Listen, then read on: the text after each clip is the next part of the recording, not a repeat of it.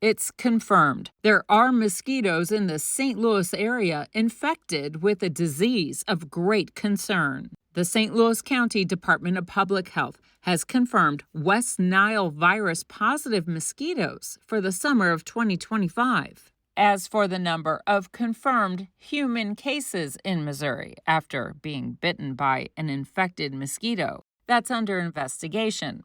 But looking at the track record over the previous years, we always have several dozen cases identified at least in Missouri every year. The Missouri Department of Health tracks them, so you can track that information on the Missouri Department of Health website. It's a reminder that the virus can occur anywhere in Missouri and most anywhere in the U.S. over the summer months. People may also contract West Nile virus through blood transfusions, organ transplants, and from an infected mother to baby. West Nile in a healthy person will give you either no symptoms at all, or you have low-grade fever, fatigue, ache all over, feel kind of punky for a few days.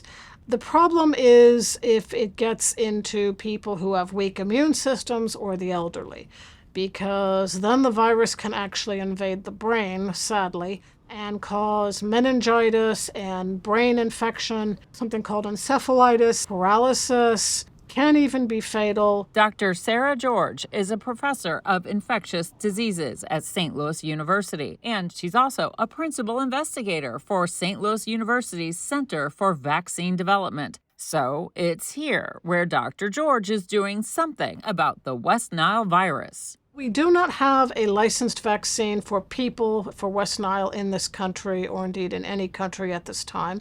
We do have 4 licensed vaccines for horses, which is good because it means we ought to be able to make a vaccine for people. And she's right, because a vaccine is made. Now it's her job to investigate as principal investigator of a clinical trial at SLU's Center for Vaccine Development. Doing an ongoing study, we're not currently asking for any more volunteers, of a West Nile vaccine to look at both its safety and how potent it is in generating antibodies to West Nile.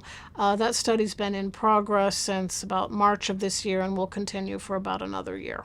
Currently, there is no approved vaccine or treatment for illness caused by West Nile virus, so the clinical trial is the next step. We have 30 people in that study, and that's all we require. We're hoping that the vaccine will be safe and will induce a good response to West Nile. So far, we're not seeing any safety concerns. That's great. If there were, we would have to stop the trial. The immune response, we won't know that for another year or so. West Nile is not the only mosquito-borne disease Dr. George has set her sights on. We've done a lot of vaccine trials over the past 10-odd years for mosquito-borne diseases here. So we've got a lot of experience with dengue and Zika and chikungunya. And yellow fever, which is another nasty tropical virus spread by mosquitoes. They're just becoming more and more of a problem. George is principal investigator of a clinical trial for a new investigational yellow fever vaccine. It's exciting because it's not made with any animal products, no eggs. It's a slightly lower dose than the current vaccine, and it's something we can make very, very quickly. The current yellow fever vaccination is required for travelers and military personnel going to countries where yellow fever is present.